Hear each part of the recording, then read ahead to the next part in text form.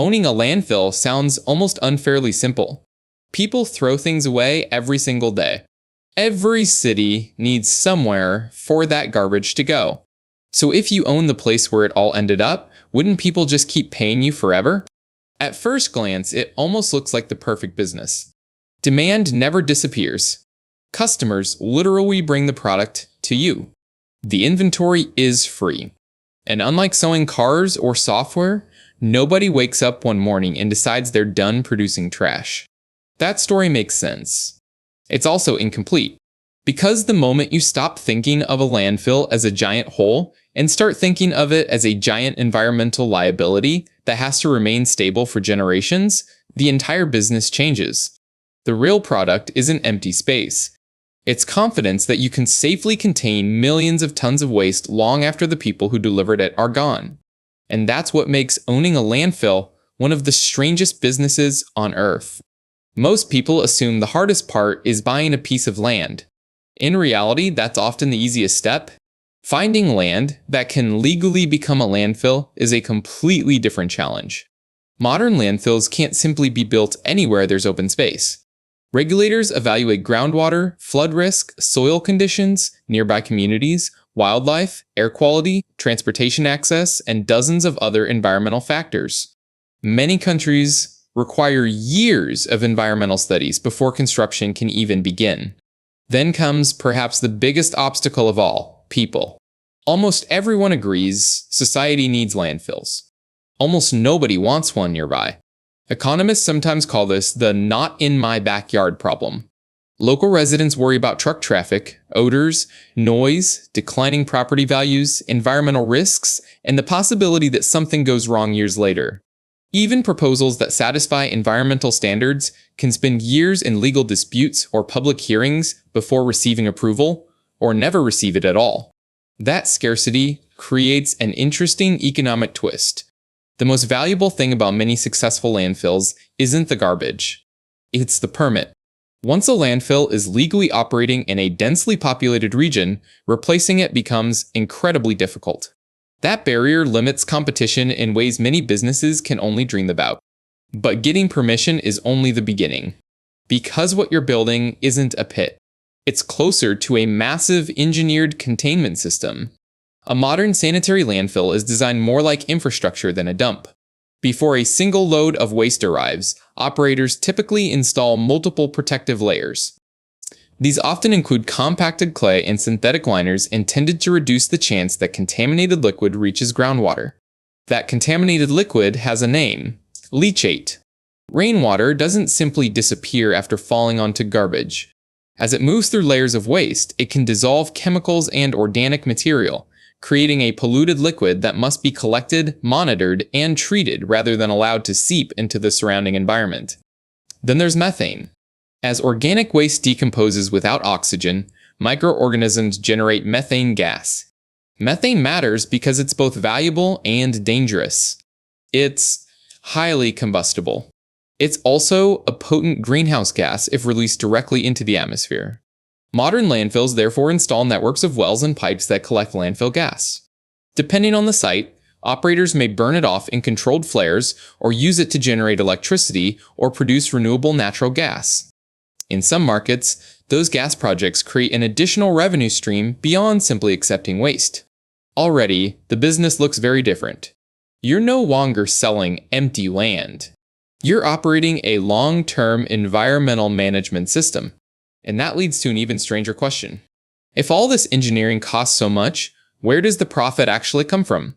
Most people think landfills make money from selling land. They don't. Their primary income comes from tipping fees. Every truck delivering waste pays for disposal. The exact amount varies enormously depending on location, regulations, available landfill capacity, and the type of waste involved. But here's the overlooked part. Transportation often determines the economics more than disposal itself. Garbage is surprisingly expensive to move. If hauling waste another 100 miles costs more than paying a higher local tipping fee, the nearby landfill gains pricing power. That's one reason large waste management companies often value strategically located facilities so highly. Long-term contracts with cities and commercial waste haulers add another layer of stability. Municipalities need reliable disposal every day, not just when prices happen to be favorable. Then there are secondary businesses. Recovered landfill gas, construction debris, specialized waste streams that require additional handling.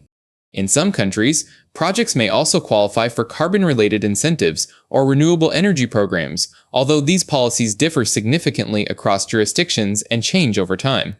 Suddenly, the landfill isn't just one business. It's transportation infrastructure, environmental engineering, energy production, regulatory compliance, and real estate wrapped into a single operation. But there's one number investors pay especially close attention to. Remaining airspace. That phrase sounds technical, but it's actually simple. Every cubic yard of available space inside the landfill is future revenue. Every truckload reduces it, which means every profitable day also moves the landfill one day closer to running out of its primary asset. That's an unusual business model. A factory can often expand production. A landfill gradually consumes the very thing it sells. And once that remaining capacity disappears, the story doesn't end. In many ways, that's when the most expensive chapter begins. Here's the contradiction most people never consider. Closing a landfill doesn't mean walking away. Operators generally install protective caps designed to limit rainwater infiltration, continue collecting methane, monitor groundwater, maintain environmental controls, and comply with regulatory requirements that can continue for decades after closure. The exact duration depends on local laws and site conditions, but post-closure care is a standard part of modern landfill operations. Think about that for a moment. But a customer paid to throw away one truckload today. The operator may still be responsible for helping manage the environmental consequences decades into the future. Profit today. Responsibility tomorrow. That's the hidden equation. And no place demonstrates that better than New York City's Freshkills landfill. Freshkills opened in 1948 on Staten Island. It was originally intended as a temporary solution. Temporary turned into decades. As New York City grew, so did the landfill. At its peak, it became one of the largest landfills in the world, eventually covering thousands of acres and receiving enormous volumes of waste from America's largest city. For years, Freshkills represented exactly what many people imagined a landfill should be, somewhere garbage simply disappeared. Except it never really disappeared. Managing odors, traffic, environmental impacts, and public opposition became increasingly difficult. Quote, residents complained, political pressure mounted, engineering requirements became more demanding as environmental regulation evolved. The landfill finally stopped accepting New York City's regular municipal waste in 2001. But its story wasn't over. Following the September 11 attacks, debris from the World Trade Center was carefully transported to Freshkills, where investigators searched through material during the recovery effort. Afterward, another transformation began. Instead of remaining an abandoned mountain of garbage, the site entered a long redevelopment process. Large portions are being converted into Freshkills Park, an enormous public park built above a carefully engineered closed landfill. That transformation illustrates something remarkable. A landfill's useful life may end. Its responsibilities don't. Its history doesn't. And its land can eventually become something entirely different, but only after years of environmental management. Freshkills isn't proof that landfills are simple. It's proof they're never really finished. Now consider what happens if one important part of the system fails. Suppose a liner develops a problem. That doesn't automatically create a disaster. Modern facilities have multiple protective systems and extensive monitoring designed to detect issues early. But if contamination reaches groundwater, investigations begin. Regulators become involved. Monitoring expands. Cleanup costs rise. Public confidence falls. Future permits become harder to obtain. Legal expenses increase. One environmental problem can quickly become a financial one. The same pattern appears with methane systems. If gas collection underperforms, emissions increase. Regulatory pressure follows. Operational costs rise. Potential energy revenue falls. The landfill now has a technical problem, an environmental problem, and a business problem, all originating from the same system. Notice the chain reaction. Nothing happens in isolation. Every engineering decision eventually becomes a financial decision. Every financial shortcut can become an environmental risk. And every environmental failure can threaten the company's ability to operate at all. That's why the largest landfill operators invest heavily in engineering, monitoring, and compliance. Not simply because regulations require it, because preventing failure is usually cheaper than repairing it. Looking ahead, the business is changing again.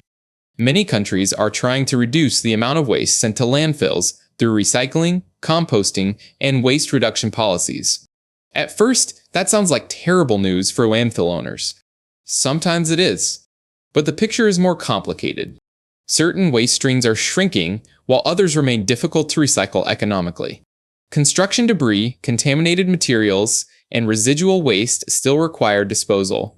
Researchers and companies are also exploring landfill mining, recovering metals, plastics, or even old landfill space from historic sites where doing so makes economic and environmental sense.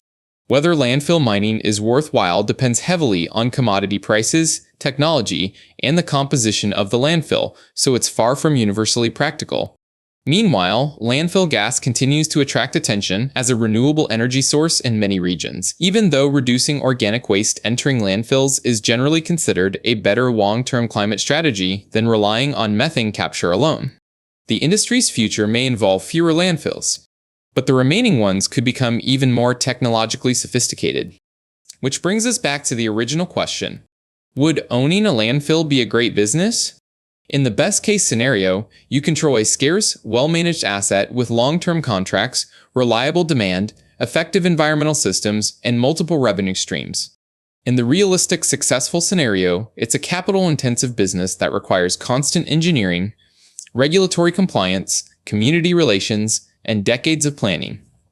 In the negative scenario, rising costs, shrinking capacity, tougher environmental rules, or changing waste patterns gradually squeeze profitability. And in the failure scenario, one major environmental problem can trigger years of legal, financial, and reputational consequences that dwarf the profits from accepting waste in the first place. So owning a landfill isn't really about garbage. Garbage is just what arrives at the gate. The real business is managing risk across generations, because the most valuable thing inside a landfill isn't the trash, but the promise that it stays exactly where it's supposed to, long after everyone else has forgotten it's there.